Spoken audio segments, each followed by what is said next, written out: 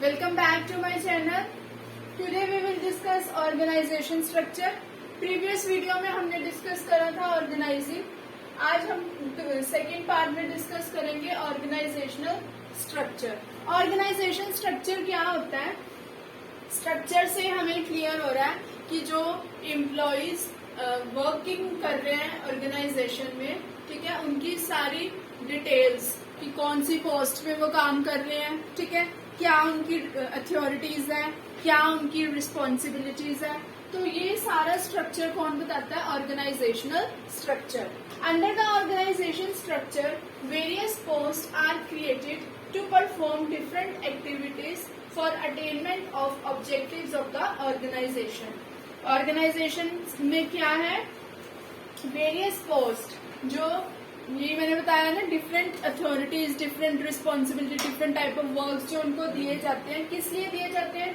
Are created to perform the different activities. ठीक है, क्यों एक्टिविटीज परफॉर्म करी जाती है? अपने ऑब्जेक्टिव्स को अचीव करने के लिए. ठीक है, तो ऑर्गेनाइजेशन स्ट्रक्चर क्या है? एक नेटवर्क है.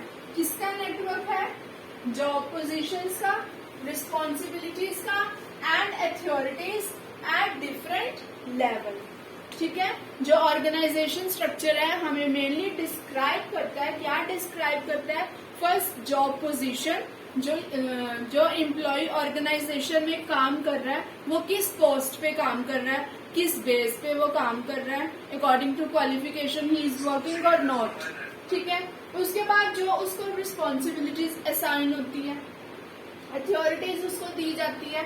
तो ये मेनली जो ऑर्गेनाइजेशन स्ट्रक्चर है ये क्या बताता है कि जो पर्सन, जो एम्प्लॉय एक ऑर्गेनाइजेशन में काम कर रहा है वो क्या रोल परफॉर्म कर रहा है अपनी ऑब्जेक्टिव्स को अचीव करने के लिए.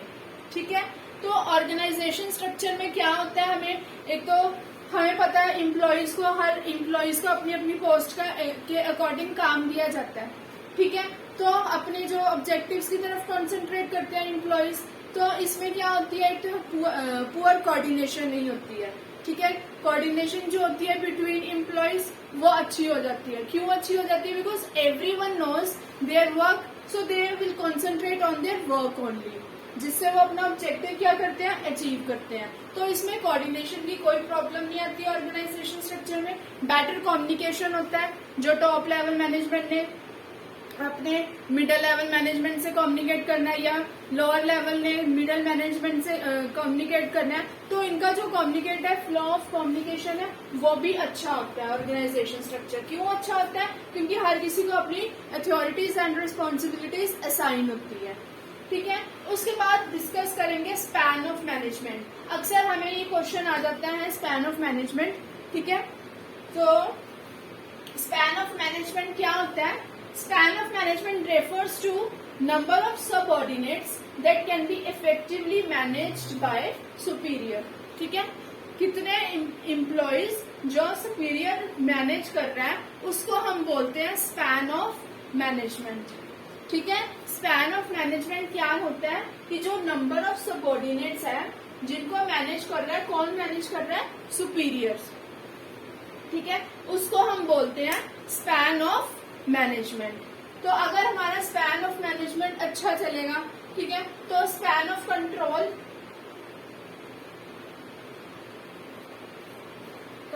ये भी कंट्रोल में आएगा.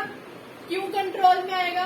बिकॉज जो एम्प्लॉयज है वो किसको फॉलो करेंगे? हमने पहले भी डिस्कस करा था स्केलर चेन को. ठीक है, पहले भी हमने डिस्कस करा था ना कि with the help of scalar chain they can communicate. गैंटलैंड ने ये डेवलप करा था स्केलर चेन कि अगर ए ने बी से कम्युनिकेट करना है या ए ने सीधा ई से कम्युनिकेट करना है, तो with the help of scalar chain they can communicate with each other. तो इससे हमारा क्या होगा? स्पैन ऑफ मैनेजमेंट क्या होगा? Number of subordinates that can be effectively managed by superior. Next we will discuss the types of organization structure. What are the types of organization structure? Next हम discuss करेंगे types of organisation structure. Mainly two types की होती है organisation structure की. One is functional structure and second one is divisional structure. We will discuss this one by one. ठीक है, let's discuss with the functional structure. Functional structure क्या होती है? Functional structures में पता लग रहा है नाम से ही हमें कि अकॉर्डिंग जो एक्टिविटीज होती है वो अकॉर्डिंग फंक्शंस होती है. ठीक है, activities are grouped and departments are created on the basis of specific functions. कि फंक्शन के बेसिस एक्टिविटीज को डिवाइड करना, वर्क को डिवाइड करना और डिपार्टमेंट्स में डिवाइड करना. जैसे प्रोडक्शन डिपार्टमेंट है तो प्रोडक्शन डिपार्टमेंट क्या करेगा? प्रोडक्शन करेगा, गुड्स को प्रोड्यूस करेगा. ठीक है, परचेज है जो डिपार्टमेंट, वो किस में होएगा? परचेजिंग में. तो डिपार्टमेंट्स को ग्रुप कैसे करना? According their functions only. Purchasing में ये नहीं है कि सेल्स में हम कर देंगे, नो. परचेज में हम कौन सा परचेज डिपार्टमेंट में परचेजिंग का करेंगे, सेल्स में हम सेल का करेंगे, फाइनेंस में हम फाइनेंस का. तो जो डिपार्टमेंट्स है डिवाइड करने वो किसके अकॉर्डिंग करने? According to the functions. Now we will discuss what are the advantages. अब हम डिस्कस करेंगे कि एडवांटेजेस क्या होती है. Number one advantage is specialisation. As you all know, departments जो डिवाइड करे जाते हैं या वर्क जो डिवाइड करा जाता है वो किस बेसिस पे डिवाइड करा जाता है? On the basis of functions only. तो स्पेशलाइजेशन में क्या होगा कि जो हम वर्क को डिवाइड कर रहे हैं, ठीक है, या जो एम्प्लॉयज अपनी वर्क कर रही है वो किस बेसिस पे करेगी? अपनी स्पेशलाइजेशन की. जैसे फॉर एग्जांपल अब मैं ऑर्गेनाइजेशन में काम कर रही हूँ, मैं जो हूँ मेरी स्पेशलाइजेशन है वो कोई भी चीज बनाने में है. ठीक है, मेरी स्पेशलाइजेशन फाइनेंस में नहीं है, मेरी चीज कोई भी सिर्फ बनाने में है. तो मैं उसी के अकॉर्डिंग जो है वर्क करूंगी. तो स्पेशलाइजेशन में क्या है कि जो हर डिपार्टमेंट्स डिवाइड कर दिए जाते हैं फंक्शन के बेसिस. ठीक है, तो उससे हमें हमारे में क्या आ जाती है? स्पेशलाइजेशन. अगर हम रेपिटेटिव एक ही वर्क बार बार बार बार करते रहेंगे तो उसमें हम क्या होते रहेंगे? एक्सपर्ट होते रहेंगे. तो जो डिपार्टमेंट्स जो फंक्शंस के बेसिस इनको कर दिया जाता है, ठीक है, जिससे हमारी जो परफॉर्मेंस है वो भी इम्प्रूव होती रहती है. Second one is coordination. Coordination भी होती है एम्प्लॉयज की. क्यों? क्योंकि जो हर डिपार्टमेंट्स हैं जो वो डिवाइड कर दिए जाते हैं. ठीक है, हर डिपार्टमेंट डिवाइड कर दिए गए, हर एम्प्लॉयज को अपना काम डिवाइड कर दिया गया. अपने हर एम्प्लॉय को सिर्फ अपने ऑब्जेक्टिव, अपने टारगेट अचीव करने में मतलब है. ठीक है, तो इससे कोऑर्डिनेशन भी उनमें आपस में बनी रहेगी. नेक्स्ट है इंक्रीजिंग मैनेजेरियल एफिशिएंसी. यस, जो और फंक्शनल स्ट्रक्चर है ये हेल्प करता है in increasing the managerial efficiency organisation. क्यों? क्योंकि एक ही टास्क को, मैंने बताया स्पेशलाइजेशन, एक ही टास्क को अगर हम बार बार परफॉर्म करते रहेंगे उतनी ही हमारे में एफिशिएंसी आती रहेगी, उतनी हमारे में हमारी जो परफॉर्मेंस है वो इम्प्रूव होती रहेगी. हम उसी काम में हम एक्सपर्ट होते जाएंगे. तो जिससे ऑर्गेनाइजेशन की एफिशिएंसी क्या है वो भी इंक्रीज होती जाती है. नेक्स्ट है minimise cost. Yes, functional structure की जो मेन इंपॉर्टेंट है advantage, that is minimise cost. It leads to minimise cost. क्यों मिनिमाइज कॉस्ट करती है? क्योंकि हर एम्प्लॉयज को अपना अपना काम पता है, तो वो अपने काम के अकॉर्डिंग अपना काम करेंगे. तो जिससे जो रिसोर्सेज है वो भी फुली यूटिलाइज्ड होंगे. ठीक है, जिससे ओवरलैपिंग, रेपिटेटिव या बार बार कुछ गलती करना, ओवरलैपिंग करना, जिससे चांसेस क्या है इसमें कम है. ठीक है, नेक्स्ट है हम डिस्कस करेंगे डिसएडवांटेजेस. अगर एडवांटेजेस आए इनमें तो डिसएडवांटेजेस तो होएगी ही होएगी. First one is place less importance to overall objectives of the organisation. Yes, जो डिपार्टमेंट्स में है वो सिर्फ अपने ही डिपार्टमेंट के ऑब्जेक्टिव को अचीव करते हैं. वो ये नहीं करते कि हमने ऑर्गेनाइजेशन के ऑब्जेक्टिव को अचीव करना है. No, they focus only on their departmental objective rather than focusing on the overall objectives of the organisation. ठीक है, second one is difficulty in coordination.